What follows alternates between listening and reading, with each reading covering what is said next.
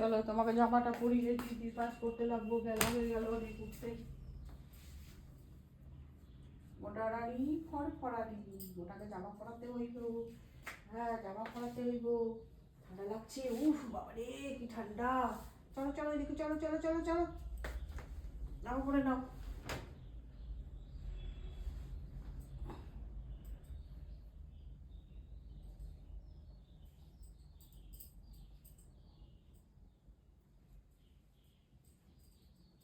নে পরে নে, সরে সেদিকে সরো, সরো তো, আমি তো জামাটা পরাবো। ও বসে গেল। ওঠো ওঠো ওঠো, জামা পরলাম, জামা পরলাম, দেরি হয়ে যাচ্ছে।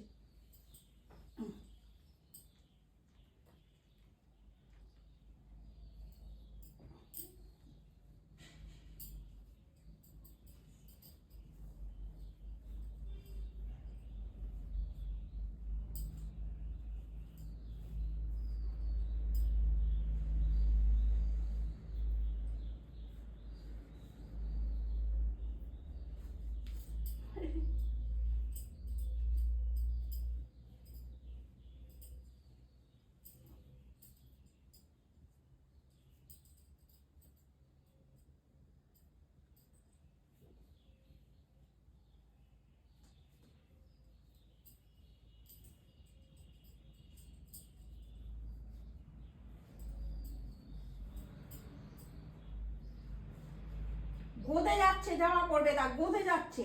ভালো করে বসো কেন?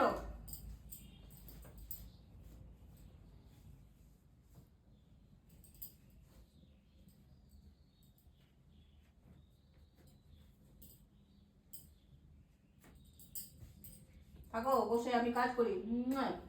গুড মর্নিং করতাম। Good morning, good morning, good morning. আমার সোনা, আমার জনু, আমার ছোনটা, আমার মনটা, গুডু গুডু গুডু। থাকো থাকো, আমি কাজ করি। হ্যাঁ ওইদিকে রোদ এসছে, ঝাড়ু মেরে দিয়ে দিই, বসবার ব্যাস।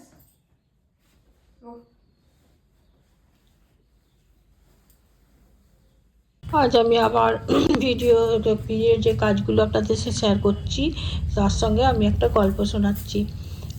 একজন লোক সমুদ্র তটে দাঁড়িয়েছিল।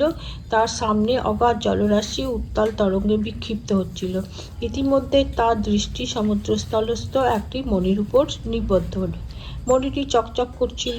তটের কাছেও জল গভীর ছিল, কিন্তু মণি লাভের প্রলোভন তাকে অধীর করে তুলছিল। সে কাপড় খুলে সমুদ্রে ডুব দিল, কিন্তু বারবার সমুদ্রের গভীরে গিয়েও সে মণি স্পর্শ করতে পারছিল না। এবং অনেক দুঃখে ক্লান্ত হয়ে সে একদম বারবার হতাশ হয়ে যাওয়ার পরও সে বারবার ডুব দিচ্ছে এবং ডুব দেওয়া বন্ধ করছিল না। তো এইভাবে সে ডুবেই যাচ্ছে, চেষ্টাও করতে লাগলো। ইতিমধ্যে সেখানে স্নান করবার জন্য একজন সিদ্ধ মহাপুরুষ এলেন। তিনি দেখলেন যে একজন লোক বারবার ডুবছে আর হতাশ হয়ে ভেসে উঠছে। তার চেহারা দেখে তাকে খুবই উদ্বিগ্ন এবং ক্লান্ত দুঃখী মনে হচ্ছিল। তো তিনি জিজ্ঞাসা করলেন যে ভাই, তুমি এতবার কেন ডুব দিচ্ছ? তখন লোকটি বলল যে তার মনের কথা জানতে চাইলো না, কেননা তার মনে ভয় ছিল যে এই বাবাজি হয়তো মণিটা তুলে নিতে পারেন, তাই সে এড়িয়ে গেল। কিন্তু এর মধ্যে সেই মহাত্মা মণিটি দেখতে পেলেন। তিনি লোকটির ব্যাকুলতার কারণ বুঝতে পারলেন এবং তাকে বললেন, তুমি তো ওই মণিটাকে পাওয়ার জন্য বারবার ডুব দিচ্ছ, তাই না? তো এই সব লোক এবার লোকটিকে সেই কথা তো তাকে এবার স্বীকার করতে হলো, কেননা বাবাজি জেনে ফেলেছে।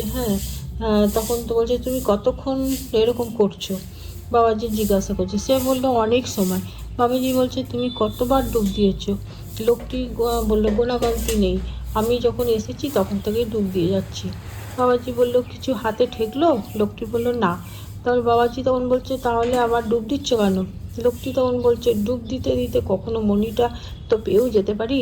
বাবাজি বলছে, ভাই, তুমি যদি সারা জীবন ধরে ডুব দিতে থাকো তাহলে মণি পাবে না। লোকটি তখন বলছে, কেন? বাবাজি বলছে, তুমি যে মণিটাকে দেখতে পাচ্ছ, বাস্তবে সেটা সেখানে নেই। লোকটি বলছে, আপনি কি বলছেন? ওটা তো স্পষ্ট দেখা যাচ্ছে। বাবাজি তখন হেসে উত্তর দিচ্ছে, বলছে অপেক্ষা করো একটু, নিজেই বুঝতে পারবে।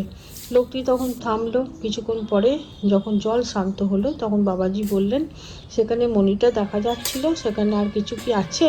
লোকটি বলছে, হ্যাঁ, একটি গাছ দেখতে পাচ্ছি। বাবাজি বলছে, তাহলে মণি আছে বলছো কেন? থাকলে তো এবার ডুব দেওয়া সত্ত্বেও তোমার হাতের কাছে ওটা ঠেকলো না কেন? লোকটি তখন বলছে, তা তো বুঝতে পারছি না, ওখানে ছিল কিন্তু এখন গেল কোথায়? বাবাজি বলছে, ভাই, জলের নিচে যদি গাছ থাকতো তাহলে অন্ততপক্ষে একটা পাতাও তোমার হাতে ঠেকতো। আসলে সেখানে কোনো গাছ নেই। দেখো, তীরে গাছটা রয়েছে, হ্যাঁ, এটারই তার প্রতিবিম্ব জলে পড়ছে। এই কথা বলে বাবাজি সে গাছের একটা ডাল নাড়া দিল এবং সেটি নাড়াতে জলের প্রতিবিম্ব গাছটির জলকে গাছটির ডালকেও নড়তে দেখে সেই লোকটি সংকুচিত হলো এবং বাবাজিকে বলল, আপনার কথাই ঠিক, এটি তো গাছের ছায়া, এখন মণিটিকে পাওয়ার উপায় বলে দিই। তখন বাবাজি বলল, মণিটি যদি তুমি পেতে চাও তাহলে ওই গাছটার উপরে উঠে রাখো, যেখানে প্রতিবিম্ব মণিটিকে দেখা যাচ্ছে, গাছের সেই ডালেই তুমি সেটাকে দেখতে পাবে। তখন লোকটি গাছে উঠে দেখলো সেই অনুপম লাল মণিটি গাছের সবচেয়ে উঁচু ডালে দেখা যাচ্ছে। সেই মণিটি পেয়ে সন্তুষ্ট হলো এবং বাবাজির প্রতি কৃতজ্ঞতা প্রকাশ করতে লাগলো। তা আমাদের সংসারের সমুদ্রের মতো, তাতে বস্তুগুলি হলো জল আর বিষয়গুলো হলো মণির ছোঁয়া। তো জীব হলো ডুব দেওয়ার মতো মানুষ, আর বারবার জন্মসূত্র হলো তার ডুব দেওয়া। সদ্গুরু হলেন সাধুসন্ত এবং কঠোর বৈরাগ্য হলো তীরবর্তী গাছ। সাধনা সেই গাছে ওঠা পরমানন্দ রূপ আর পরমাত্মার স্বরূপ হলো উপরিস্থ সত্যকার মণি। এইভাবে জলে মণির ছায়ার মতো তোমার এখানে যে আনন্দ প্রতীত হয় তা ওই বিজ্ঞানানন্দ পরমাত্মারই প্রতিবিম্ব। তাকে যদি পাওয়ার ইচ্ছা থাকে তাহলে সেই সংসার সমুদ্রে প্রতীয়মান বিষয়গুলির আপাত রমণীয়তাতে আকৃষ্ট না হয়ে কোনো সদ্গুরুর প্রদর্শিত কঠোর বৈরাগ্য বৃক্ষে আরোহণ করতে তার সন্ধান করো, তাহলেই তোমার সেই বিশুদ্ধ পরমানন্দ লাভ হতে পারবে। এই ছিল আজকের আমার একটা গল্প, ছোট। জয় শ্রী শম্ভু, নমস্কার। আপনারা সবাই কেমন আছেন? আশা করছি সবাই খুব ভালো আছেন। আমার আজকের এই নতুন ভিডিওতে আপনাদের সবাইকে স্বাগত জানাই। তো আমার পুজো কমপ্লিট হলো, এখন বাজে সকাল 11:10। শুভ দুপুর বন্ধুরা, এখন বাজে দুপুর 1:39। তো আমরা দুপুরের ভাত নিয়ে বসে পড়েছি। এটা হচ্ছে চাউলি শাক ভাজা, পোস্ত ভাজা, আর বাঁধাকপি মটরশুঁটি আলু দিয়ে তরকারি, আর কালকের এটা টক মূলো বেগুন আলু দিয়ে, আর এই যে পনির ভাজা। এটাই হচ্ছে আজকে আমাদের রান্না। আর কলাই কাটা করলাম, নিজে কুর্তি কলাই। তো আমি খাবো না, আমি পোস্ত নিয়েছি, আমার ছেলেকে দিলাম, আমি রাত্রিতে খাবো। তো এই হচ্ছে আমাদের গরম গরম ভাত, আর আমরা এখন রোদে খাবো। তো আপনারাও খান, আমরাও খাই। শুভ সন্ধ্যা বন্ধুরা, এখন বাজে 6:43। আমার সন্ধ্যা জলা অনেকক্ষণ আগেই হয়ে গেছে। তো আমার ছেলে আসবে বলে একটু পরেই চাটা করলাম আর কি, একসঙ্গে চাটা খাবো। তো আমি চানাচুর চামড়ি নিয়ে নিয়েছি আর আমার ছেলেকে দিয়ে দিয়েছি টিফিন। তো আমার ছেলে খাবে, এবার আমিও খাবো।